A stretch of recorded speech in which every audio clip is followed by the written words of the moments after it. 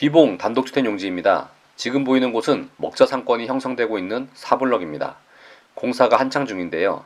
오늘 시간에는 비봉 점포주택의 필요성과 기초공사 정보에 대해서 설명드리겠습니다. 안녕하십니까, 송산이 부동산입니다. 이곳은 단독주택과 다가구 주택이 밀집되어 있고요. 초등학교도 품고 있습니다. 여기 비봉 1초등학교는 2025년 3월 개교 예정으로 2023년부터 착공 돌입해서 436억 원이라는 예산이 투입되고요. 40학급으로 초등학교 학생이 배치됩니다. 초등학생 대부분은 우선 2025년 초에 입주하는 아파트 단지의 자녀들이 대부분이고요. 단독주택, 다가구 주택은 주변 인프라가 구축되고 나서 보금자리를 찾는 경향이 많기 때문에 2025년 이후부터 단독주택 준공이 이루어질 것으로 예상하고 있습니다. 하지만 점포주택은 경우가 다릅니다. 2025년에 6,500에서 7,000세대가 입주 예정이기 때문에 탄탄한 배후 수요에 기댈 수 있는 수익형 주택의 건축은 활발해지게 됩니다. 지금 보시면 이미 이쪽 라인 4개 필지는 건축 완료되었거나 건축 중인 곳으로 내년 상반기에는 모두 음식점과 호프집, 커피숍 등으로 MD 구성될 예정입니다. 이곳뿐만이 아니라 예미지 아파트 주변의 점포주택지에도 활발한 공사가 이루어지고 있고요. 일찍 건축이 이루어지는 만큼 업종 선점이 유리하고요. 그에 따른 프랜차이즈의 우선 독점도 가능하게 됩니다. 그럼 이곳 점포주택 용지의 기초공사는 어떻게 진행이 될까요? 기초공사에 앞서 지내력 검사, 지질 검사를 진행합니다. 우선 안전한 건축을 위해서 건물의 무게에 대해서 지면이 버틸 수 있는 강도를 측정해야 합니다. 이것을 평판 제하 시험이라고 합니다. 그리고 작은 파이프관으로 지하 높이별 흙을 채취하는 지질 검사를 시행합니다. 통상적으로 1층, 2층 수준의 단독주택이면 텃파기하고 잡석으로 다짐 작업을 합니다. 그리고 방습 비닐을 씌우고 바로 버림 콘크리트 작업을 해서 기초공사를 마무리하는데요. 지면 평탄화 작업을 통해서 건물 무게가 전달되는 집안의 침하 발생을 막아줍니다.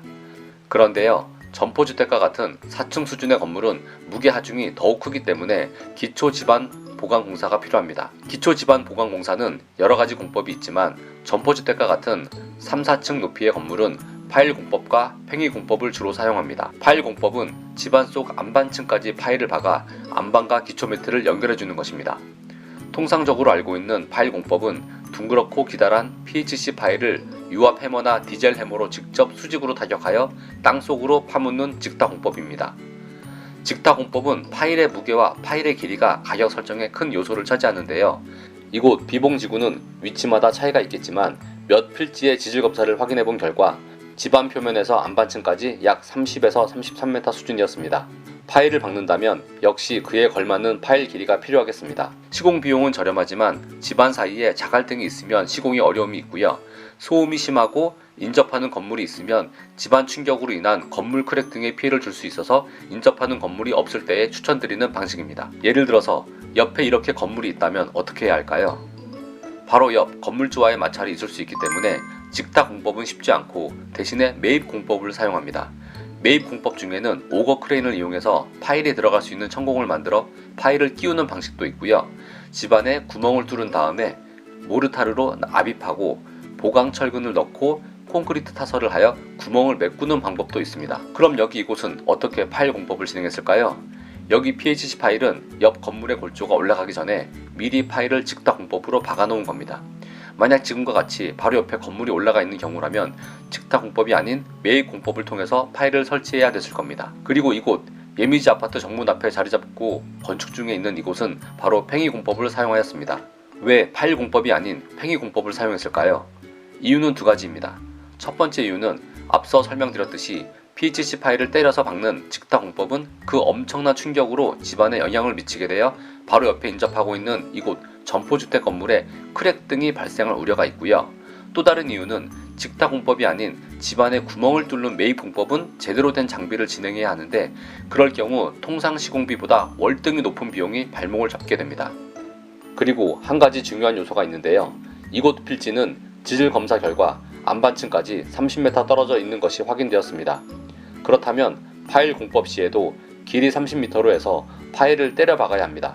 하지만 비용 문제로 인해서 실제적으로는 15에서 20m만 파일 말뚝을 박는 경우가 아주 많습니다. 그렇게 되면 제대로 된 파일 공법이라 말할 수 없으며 그저 건축주의 심리적인 안정감만을 만족시킬 뿐입니다. 오히려 팽이공법이 하중을 고르게 분산시키고 있어서 기초 보강면에 있어서는 더욱 우수성을 입증할 수 있습니다. 팽이공법은 매입공법은 물론 직타공법보다도 비용이 저렴하고요. 건물 하중을 고르게 분산시켜주기 때문에 어설프게 시공한 파일공법보다 오히려 더욱 집안을 탄탄하게 합니다. 팽이공법의 순서는 터파기, 잡석다짐, 방습비늘 씌우기, 팽이 기초작업, 레미콘 파설, 그리고 또 잡석다짐, 기초매트 단열재 시공, 2차 방습비늘, 버림 콘크리트 작업으로 이루어집니다. 파일 공법보다 팽이 공법이 무조건 좋다는 뜻은 아니고요. 인접 건물이 없는 곳에서는 직타 방식의 파일 공법도 추천드립니다. 비용이 크게 차이가 나지 않는다면 말이죠. 만약 인접하는 건물이 있다면 비싼 매입 공법을 사용하면 되지만 비용 부담이 된다면 합리적인 비용의 팽이 공법을 추천드리는 것입니다. 다음번에도 비봉지구의 단독주택 현황에 대해서 공유드리겠습니다. 비봉에 좋은 소식 드리도록 힘낼 수 있게 구독과 좋아요 눌러주시면 더욱 감사드리겠습니다. 그럼 오늘은 여기까지로 하겠습니다.